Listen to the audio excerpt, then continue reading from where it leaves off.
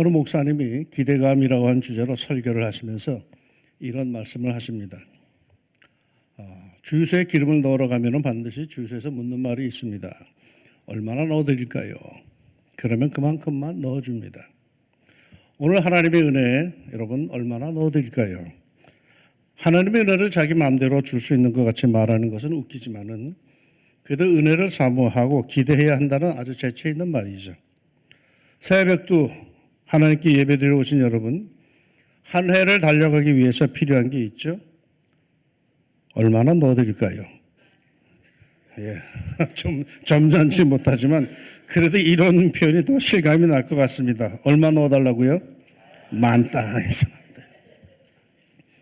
오늘뿐만 아니라 늘 하나님의 성전 이 왕중교회에 나와 예배할 때마다 우리 하나님께서 여러분의 삶 속에 필요한 모든 것들을 그야말로 만땅으로 채워주시기를 축원합니다.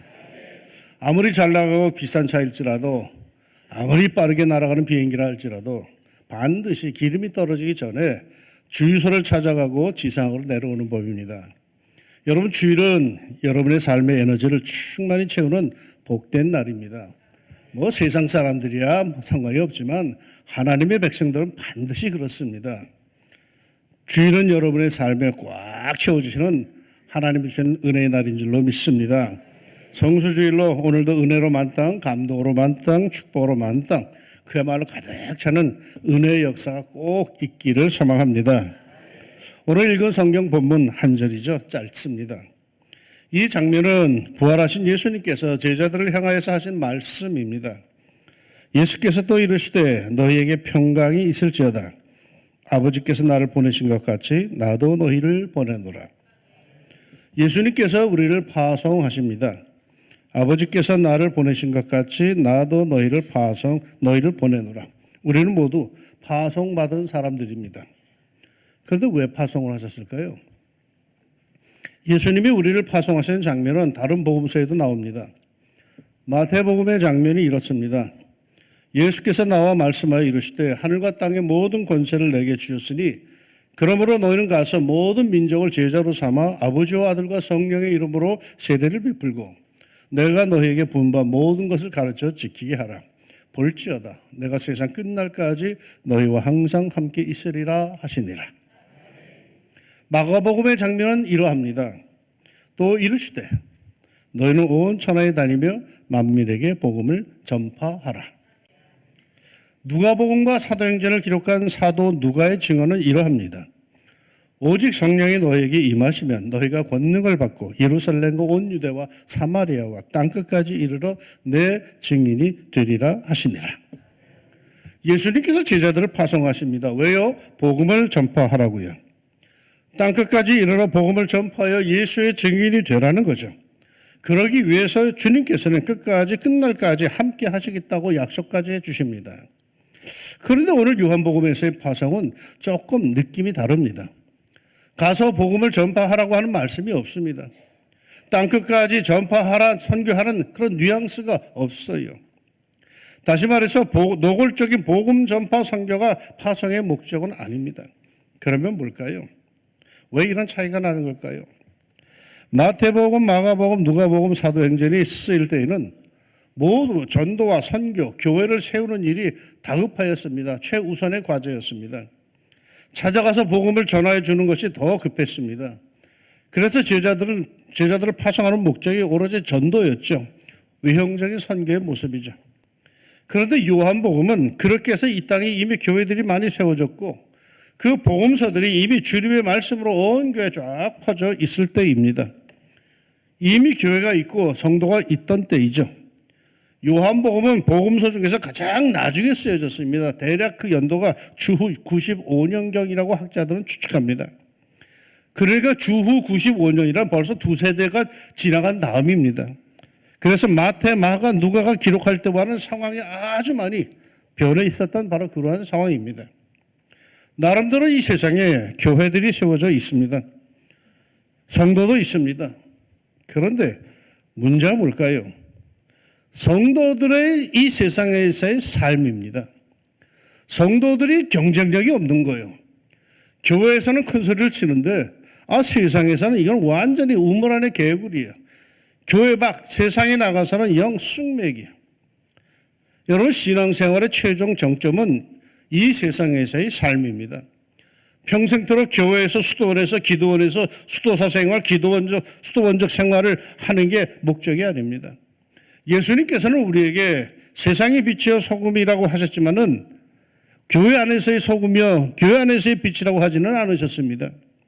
세상의 빛이요 세상의 소금이죠. 그러니까 정작 성도들은 은혜를 받고 세상에서 소금이 되고 빛이 되어야 한다는 겁니다. 그러기에 요한복음에서 부활하신 예수님께서 성도들을 파송하시는 것은 곧 세상에서의 삶입니다. 가서 그들과 더불어 살되 예수님의 삶을 이어가라는 것입니다. 그러기에 먼저 평안을 전해주십니다. 예수님이 살아계심, 그 평안의 주님이 살아계심을 보이라는 거죠. 그러니 우리의 과제는요, 세상에서 예수님처럼 살아야 한다는 걸 겁니다. 어떻게 예수님처럼 살 수 있을까요? 저는 적어도 우리의 삶 속에 세 가지의 삶의 패턴이 있어야 한다고 생각합니다. 예수님처럼 생각하고, 예수님처럼 판단하고, 그리고 예수님처럼 행동하고. 먼저 예수님처럼 생각해 봅시다. 예수님은 늘 뭐를 생각하셨을까요? 어느 날 한 서기관이 예수님께 나와 묻습니다. 그 많은 율법, 그 엄격한 율법에서 가장 중요한 것, 으뜸, 반드시 챙겨야 하는 것, 그것이 뭡니까? 반드시 지켜야 되는 것, 그게 뭡니까? 이에 예수님이 이렇게 대답하셨습니다. 예수께서 대답하실 때 첫째는 이것이니 이스라엘아 들으라. 주 곧 우리 하나님은 유일한 주시라. 네 마음을 다하고 목숨을 다하고 뜻을 다하고 힘을 다하여 주 너의 하나님을 사랑하라 하신 것이요. 둘째는 이것이니 네 이웃을 네 자신과 같이 사랑하라 하신 것이라. 이보다 더 큰 계명이 없느니라. 예수님의 그 자유스러운 삶의 근간에는 바로 이것이 자리 잡고 있었던 거죠. 하나님 사랑, 이웃 사랑. 이보다 더 큰 계명이 없다고 하셨습니다. 그러기에 그 밑에 종속되는 율법 조항들에 대해서 뭐 이러쿵저러쿵 하는 것을 예수님은 별로 좋아하지 않으셨습니다. 다 무시하셨습니다. 오직 너희 말은 옳다 아니라 하라. 이에서 지나는 것은 악으로부터 나느니라. 그럴듯하게 장황하게 설명하고 이유 붙이려 말고 이게 정말 하나님 사랑에서 온 것이냐? 이것이 정말 과연 이웃 사랑이냐? 단순하게 말하라는 겁니다. 그럴듯하게 포장하지 말고 정말 단순하게 이거 하나님 사랑에서 온 거야? 이거 이웃 사랑에서 온 거야? 라고 하는 여기에 먼저 대답하라는 거죠. 그러기에 예수님에게는 하나님 사랑, 이웃 사랑에 근거한 모든 것들이 다 용납이 됩니다. 예수님은 늘 이것을 생각하며 사셨습니다. 유대교 전통주의자들이 볼 때 위험한 파괴자같이 보였지만은 예수님에게는 이 사랑에서 넘어가거나 부족한 것은 하나님의 뜻이 아니었습니다. 그러기에 안식일엔 일하면 안 된다 하며 마땅히 고쳐줄 수 있고 도와줄 수 있는 사람들을 외면하는 종교 지도자들을 책망을 하면서 태연히 그들을 고쳐주셨습니다. 심지어 사람이 안식일을 위해 있는 것이 아니라 안식일이 사람을 위해 있다고까지 하셨습니다. 위선적인 종교인들을 향해 책망을 쏟아부으며 하나님 사랑, 이웃 사랑에 충실하라고 가르치셨습니다. 율법에 충실하고 전통에 충실하면 충실한 종교인은 될 겁니다. 그러나 예수의 사람은 어려울 겁니다. 중심, 예수님이 그토록 생각하고 사셨던 하나님 사랑, 이웃 사랑에 근거한 언행이 결여된 사람은 참된 예수의 사람이 되기 어렵습니다. 자신이 하는 일에 혼란이 올 때 무엇보다 생각합시다. 이것이 하나님을 사랑하고 이웃을 사랑하는 것인가? 예수님처럼 꼭 그리 생각하고 사시기를 바랍니다. 그리고는 예수님처럼 우리가 판단을 합시다. 예수님은 이 법이, 이 행동이 과연 하나님께서 무엇을 요구하신 것인가? 그 의도에 주목하시며 판단하십니다. 정말 하나님께서 원하셨던 것인가 말이에요. 그래서 많은 경우 예수님은 이런 말씀들을 하셨습니다. 예수께서 이르시되 모세가 너희 마음의 완악함 때문에 아내 버림을 허락하거니와 본래는 그렇지 아니하니라. 예수께서 대답하여 이르시되 너희가 성경도 하나님의 능력도 알지 못하는 거로 오해하였도다. 또 내 이웃을 사랑하고 내 원수를 미워하라 하였다는 것을 너희가 들었으나 나는 너희에게 이르노니 너희 원수를 사랑하며 너희를 핍박하는 자를 위하여 기도하라. 전통적이고 막무가내식 가르침을 따른 게 아닙니다. 본래의 의도에 더 고민을 하셨습니다. 그저 생각 없이 행하는 것보다 하나님께서 왜 그것을 명하셨는지를 고민하며 행동을 판단하셨습니다. 그런데 이론토로 말씀하실 때 그 상황을 가만히 살펴보면 거의 모두 나는 뭐 나름대로 말씀을 잘 지키고 있어 라고 안주하는 사람들을 향해서입니다. 자기같이만 살아보라고 여유를 부리는 사람들 향해서 이런 말씀을 주로 하셨습니다. 더 이상 말씀에 주목하지 않고 더 이상 상대방에 대하여 관심을 두지 않고 자기 만족에 빠져 사는 사람들을 향하여서 이런 말씀들을 하셨습니다. 이게 정말 하나님께서 원하시는 것인가? 고민하며 판단합시다. 대개의 경우 사람들은 겉모습만 보고 판단을 하지요. 절차와 예법만 보고 판단을 하지요. 옷차림만 보고 판단을 하지요. 한 번은 예수님 일행이 두로 지방을 다니시다가 이러한 여인을 만나십니다. 가나안 여자 하나가 그 지경에서 나와 소리질러 이르되 주 다윗의 자손이여 나를 불쌍히 여기소서 내 딸이 흉악하게 귀신 들렸나이다 하되 예수는 한 말씀도 대답하지 아니하시니 제자들이 와서 청하여 말하되 그 여자가 우리 뒤에서 소리를 지르오니 그를 보내소서. 남루한 옷차림의 이방 여인입니다. 예수님의 제자들조차 귀찮아야 합니다. 하찮게 보이고 이방인이고 딸은 뭐 귀신이 들렸다고 이거 귀찮은 이들 중에 아주 진상입니다. 그럼에도 예수님은 처음엔 짐짓 모른 체 하시더니 그녀를 향하여서 마침내 이렇게 축복하십니다. 여자여 내 믿음이 크도다. 네 소원대로 되리라. 그 어떠한 난무한 자라도 그 어떠한 초라한 행색이라도 우리 예수님은 함부로 판단하지 않으십니다. 그 진심을 보시고 판단하십니다. 그뿐만이 아닙니다. 예수님의 판단은 살리는 방향으로의 판단입니다. 가늠하다 현장에서 끌려온 여인이 있었죠. 당시 사회의 법에 의하면 죽어 마땅한 여인입니다. 모두가 이 여인을 죽이겠다고 손에 돌을 들고 살벌하게 몰려듭니다. 여차하면 돌들이 무사히 날아와서 돌무덤을 순식간에 만들 기세입니다. 그런데 우리 예수님은 이 여인을 어떻게 하셨습니까? 너희 중에 죄 없는 자가 먼저 돌로 치라. 그리고는 이 여인을 향하여서 나도 너를 정죄하지 않는다. 가서 다시는 죄를 범하지 말라. 건져주십니다. 예수님은 군중심리에 흥분하여서 여론에 휘말려서 함부로 말하고 함부로 판단하고 죽여라 죽여라 하는 그런 살벌한 분위기에서 용기 내어 판단하십니다. 죄 없는 자가 먼저 돌을 던져라. 나도 너를 정죄하지 않는다. 다시는 죄를 짓지 마라. 예수님의 판단은 어떻게 해서든지 살리려고 하는 판단입니다. 예수님은 죽여라 하는 판단을 하신 적이 없어요. 어떤 죄인이든 살 기회를 주시는 쪽으로 판단을 하십니다. 어떻게 해서든지 이해해주고 받아들여주고 세워주는 방향의 판단을 하십니다. 정죄하고 죽이는데 열을 내지 말고 살리고 세워주는데 우린 더욱 힘을 냅시다. 우리 사람 살리면서 삽시다. 이게 예수님처럼 판단하며 사는 바른 자세인 줄로 믿습니다. 그리고는 예수님처럼 행동합시다. 예수님처럼 행동한다는 게 뭘까요? 용기입니다. 복음서에 이런 장면이 있습니다. 사람들이 예수를 고발하려 하여 안식일에 그 사람을 고치시는가 주시하고 있거늘 예수께서 손 마른 사람에게 이르시되 한가운데 일어서라 하시고 그들의 마음이 완악함을 탄식하사 노하심으로 그들을 둘러보시고 그 사람에게 이르시되 네 손을 내밀라 하시니 그가 내밀매 그 손이 회복되었더라. 바리새인들이 나가서 곧 헤롯 왕과 함께 어떻게 하여 예수를 죽일까 의논하니라.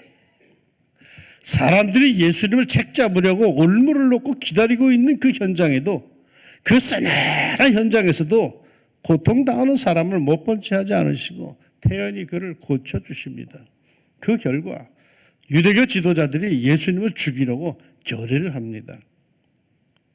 요한복음의 기록에 의하면 그 후에 제자들에게 이르시되 유대로 다시 가자 하시니 제자들이 말하되 라비여 방금도 유대인이 돌로 치려 하였는데 또 그리로 가시려 하나이까 합니다. 돌 맞을 거 겨우 피해서 도망왔는데 다시 그리로 가자는 거죠. 더 나가서 죽을 것을 알면서도 예루살렘으로 올라갔다는 거죠. 왜요? 그것이 하나님의 뜻임을 알기에 용기를 내서 그 살벌한 현장으로 태연히 걸어가신 거죠. 모두가 쳐다보는데 함정이 깔려 있는데 위험한 상황인데 그래도 이게 옳다 싶을 때 예수님은 행하십니다. 예수님의 행동은 용기 없이 된 것이 여러분 하나도 없습니다. 은혜 많이 받으세요. 그런데 은혜 아무리 많이 받아도 용기 없으면 그 은혜 아무런 소용이 없어요. 예수님처럼 용기를 냅시다. 결단하고 주님을 따르고 말씀을 따라 살고 섬기고 순종하고 용서하고 베품에 용기를 냅시다. 이거 저절로 되는 거 아닙니다. 용기를 내야 되는 것들입니다. 예수님처럼 말입니다. 우리는 살다 보면 자기도 모르는 사이에 닮아갑니다. 싫다 하면서도 가까이 있는 사람을 닮아갑니다. 무서운 시어머니로부터 호되게 시집살이 당한 며느리, 어느새 자기가 그 무서운 시어머니가 되어 있다고 하지 않습니까? 하기사 요즘에 시어머니가 길을 못 펴기에 이런 말은 사라졌다고 하더라고요. 제가 전임 전도사 시절에 저는 참으로 무서운 목사님을 모시고 있었습니다. 우리 한국교회에 있어서 아주 유명한 부흥사이셨는데 그분은 아주 호랑이였습니다. 설교 잘하시고 로맨틱하고 아주 멋진 분이셨지만 성격이 아주 불같은 그런 목사님이 있었습니다. 나는 마음이 열려서 어디서나 큰 소리 치는 사람들을 감당하기 아주 힘들어합니다. 그런데 그 어른은 툭 크면 큰 소리야. 몸도 크시고 목소리도 크셔서 엄청나게 무서웠어요. 그래서 나는 그 어른 밑에서 목회를 배우면서 절대로 나는 저렇게 되지 말아야지. 다짐에 다짐을 하며 전임 전도사 시절을 보냈어요. 내가 저분처럼 하지 말아야지 라고 작정한 게 노트 한 권이야. 왜? 잊어버릴까 봐 기록을 해놨어. 이럴 때 이렇게 하면 안 돼. 이러면서. 세월이 흘러 내가 담임 목사가 됐어. 교육자 회의를 어느 날 해요. 내 딴에는 순하고 아주 양 같은 목사로 회의를 한다고 생각을 했어요. 그런데 뭔 일로 내가 부교육자님들을 야단을 치고 있는데 어디선가 많이 봤던 모습인가. 바로 그 어른의 야단치는 모습이었어. 내가 이미 다 배웠어. 그 못된 것을 내가 이미 다 전수받은 거예요. 여러분 2024년 여러분은 누군가를 반드시 닮을 겁니다. 누군가에게서 삶을 배울 겁니다. 영향을 받을 겁니다. 누굴까요? 나를 본받으라고 하고 싶지만 솔직히 자신은 없습니다. 나를 본받지 말고 예수님을 본받으세요. 히브리서 11장은 믿음의 위인들을 소개하고 있습니다. 엄청난 믿음의 사람들을 한 장 내내 나열을 합니다. 그러게 12장으로 넘어가면서 이러한 위대한 믿음의 위인들을 본받자라고 할 것 같은데 12장 1절은 이렇게 시작을 하죠.